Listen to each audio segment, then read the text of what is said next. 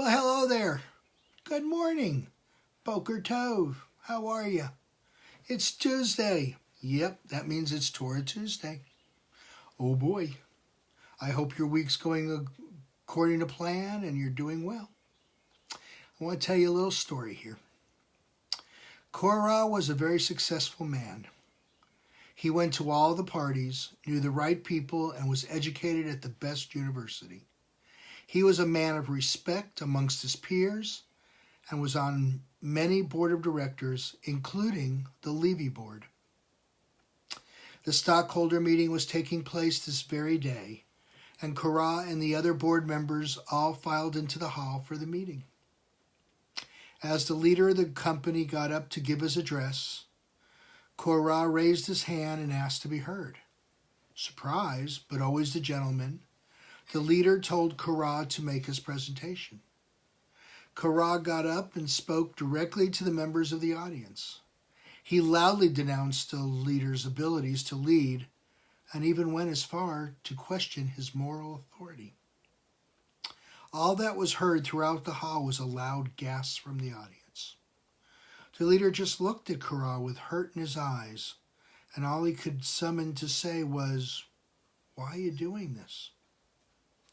Korach glared at the leader and he announced that, "We feel that you don't deserve your leadership position, and we don't recognize your right to lead." "We," the leader gasped. With all 250 stockholders also stood up and stood with Korach. In unison, they all said, "Yes, we agree."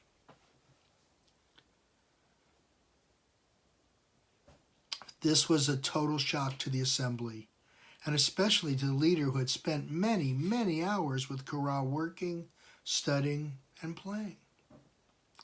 Finally, the leader found the strength to say, "When did you all make this decision?"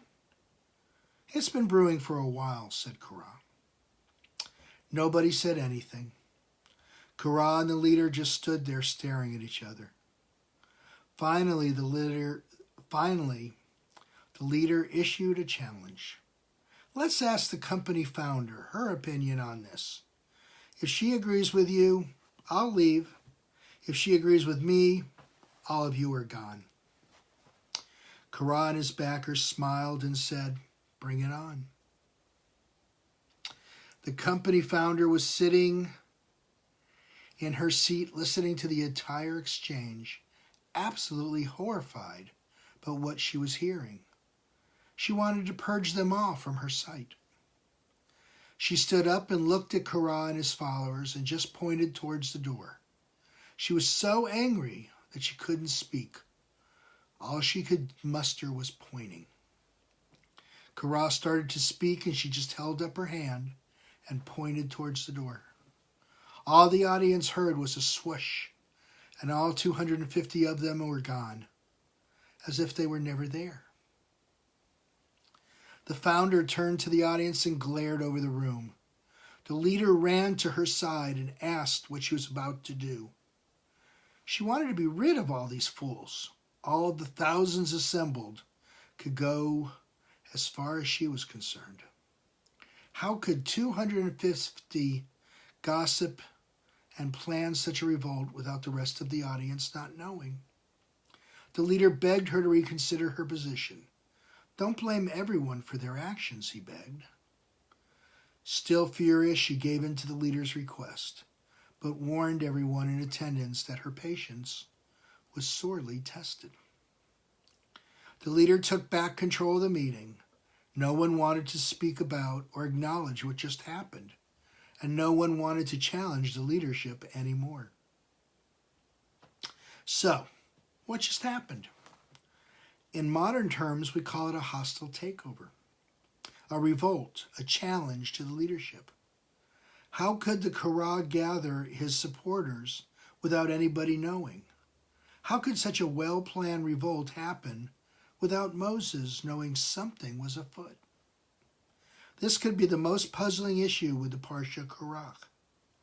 Korach is of Levi, just like Moses. He is in Moses' inner circle and very well connected and respected.